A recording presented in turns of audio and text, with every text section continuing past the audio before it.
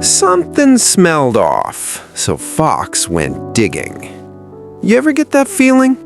You're making more money than you've ever made in your life, and somehow, you're broker than when you were making half of it? Yeah, that's not a coincidence. That's a design.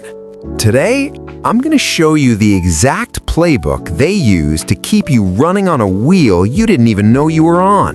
And once you see it, you can't unsee it.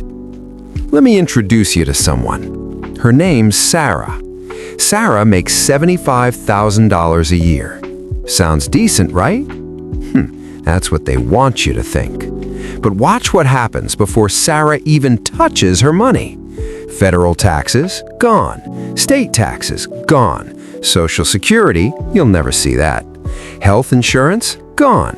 401k contribution, locked away where you can't use it. Sarah's $75K just became $52K. But wait, we're not done. Rent, $1,400 a month. Car payment, insurance, phone bill, internet, that gym membership she used twice, Netflix, Spotify, the other streaming service she forgot she had. You know what Sarah has left at the end of the month? $48. $48. That's not a budget, that's a punchline. But here's the part that makes my fur stand up. Sarah feels fine. She's got a nice apartment, a decent car, goes out on weekends. From the outside, she looks successful. That's the trick. They call it the illusion of prosperity through fragmentation. By the time they slice your money into enough pieces, your brain never registers that you're drowning. You're treading water and calling it swimming. But that's just level 1 of the trap. Level 2 is where they get really creative, and it's the one that catches the smart people. Let me tell you about David. David's a smart guy. Engineer, worked his way up. Started at $50K, now he's pulling $120K. Impressed. Almost tripled his income in 10 years. So he should be rich, right? 3 times the money, 3 times the wealth. David's broke.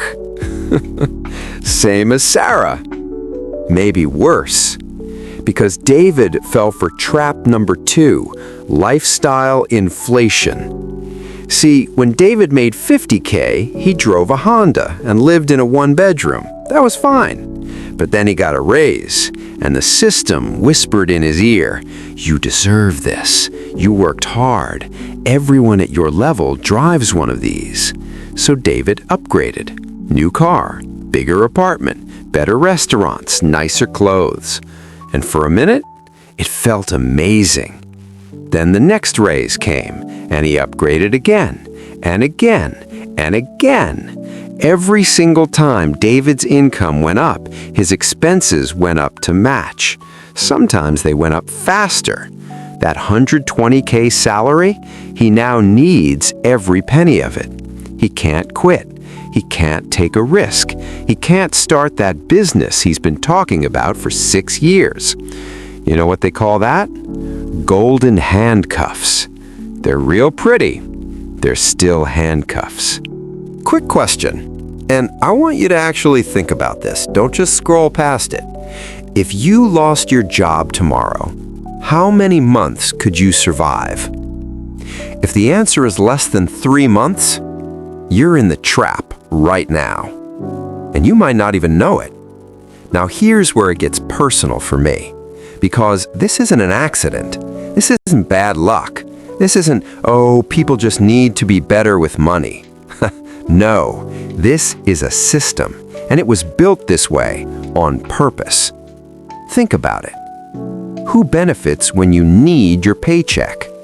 Your employer does.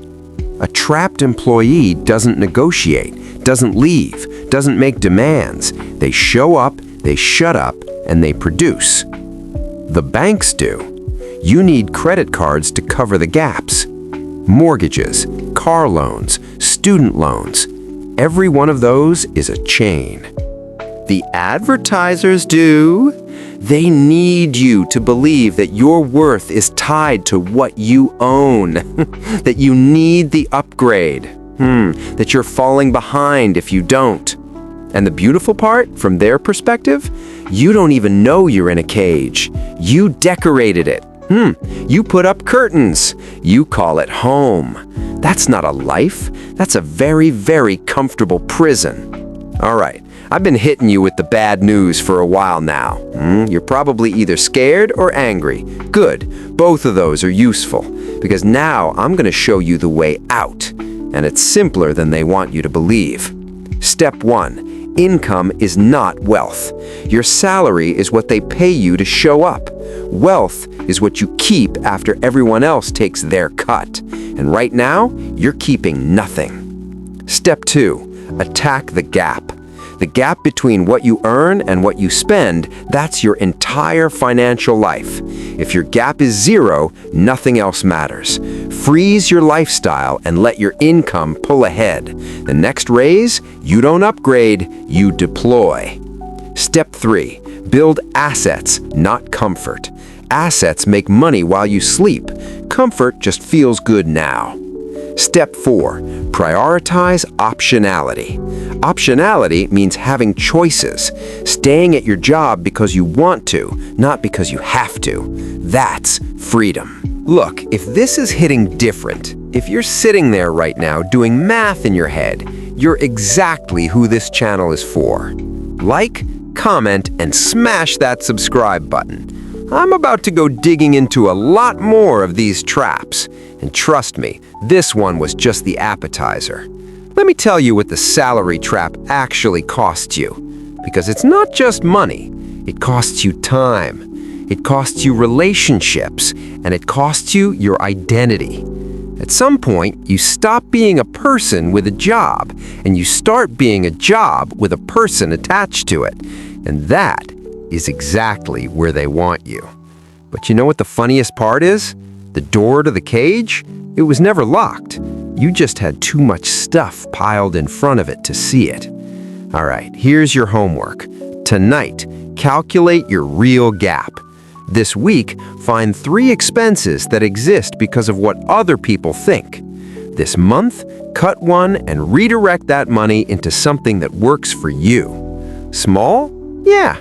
But when you pull one chain off, you start pulling the rest. The salary trap works because nobody tells you you're in it. But now, you see it. Now you know. And they really wish you didn't. Fox out.